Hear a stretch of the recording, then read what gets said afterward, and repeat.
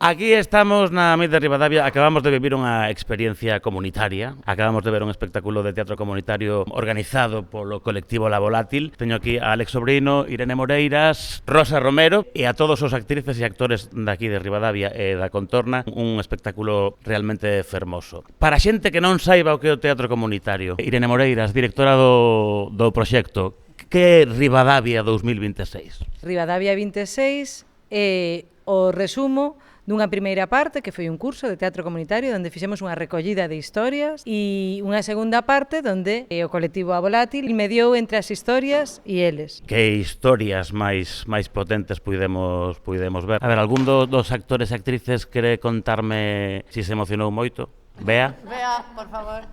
Porque Bea, ademais de actriz, tamén está na organización da MIT de Ribadavia desde o principio, case, non? Donde non está, Bea? Donde non está Bea? Todos somos contingentes, pero Bea é necesaria. Bea, emocionácheste? Moito. A verdade é que non o pensei, porque nos ensaios a cousa iba fluindo bastante, bueno, hombre, era nerviosa, pero ia fluindo, e chegou un momento fatal. Pensei que non iba a dar. Pensei que iba a coller a silla e irme, e deixar ya tal e todo petate. Xuro, hubo un momento que dixen, pensa en mariposas, pensa en algo, pero non penses nesto, di o primeiro que se te ocurra, intenta enlazar donde poidas. Sí, é moi emocionante porque os tratarse de historias reales, eu prefiro facer teatro con un guión que a isto. Sí, ou buscarei a outra historia, pero nunca unha que emocionalmente che costase tanto decirlle ao público. Pero a creación colectiva contemporánea pois é así. Este espectáculo está atravesado por todas partes polo concepto da memoria, que é unha cousa que vimos en moitos dos espectáculos que pudemos gozar e que podemos seguir gozando aquí nesta MIT. É importante a memoria para vos, Alex, Sobrino? Eu son moi despistado, así que a memoria é importantísima.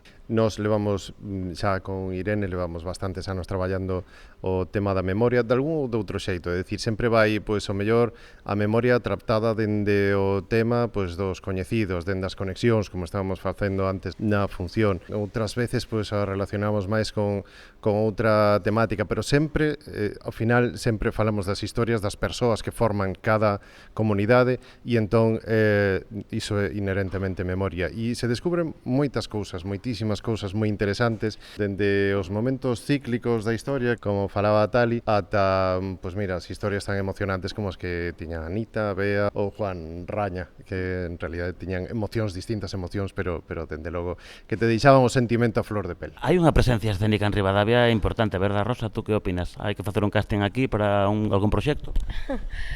Bueno, sí, o sea, yo me quedé alucinada con las historias y cómo la cuentan. También sé que muchas de ellas participan en nuestros proyectos teatrales. Eso es señal de que la MIT pues, deja huella, ¿no? Que es un festival que cala en el pueblo, en la gente, y eso es importante, ¿no? No pasa en todos los festivales, pero en este sí. Entonces, he conocido a gente muy relacionada con el teatro, con mucha experiencia también, muy aficionada, que le da mucho valor a lo que se hace en escena y con mucha generosidad porque han traído sus historias al colectivo. Entonces, moi agradecida. Este espectáculo rematou con un xogo de conexións. Aquí Anita, que contou unha historia super potente, grazas, conectou con alguén do público e iniciouse unha conexión entre diferentes membros deste público que ateigaba a Casa da Cultura. Incluso xurdiu o amor, non? Sí, pero eso foi Anita que quiso ligar, ¿no? O sea, Anita sabía que tiña que facer conexións con alguén coñecido, pero se saltou a norma e foi a por alguén que non coñecía e quería un pouco de rollete.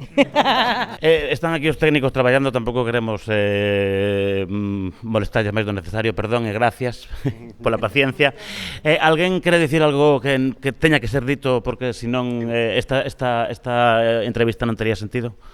Eu quero facer referencia, facer unha mención honorífica ás historias que non colleron aquí, as historias que non pudemos contar, as historias que nos faltan tanto de Ribadavia como de outros sitios, animar a todo o mundo que poida sacalas, que intente sacalas, é moi necesario.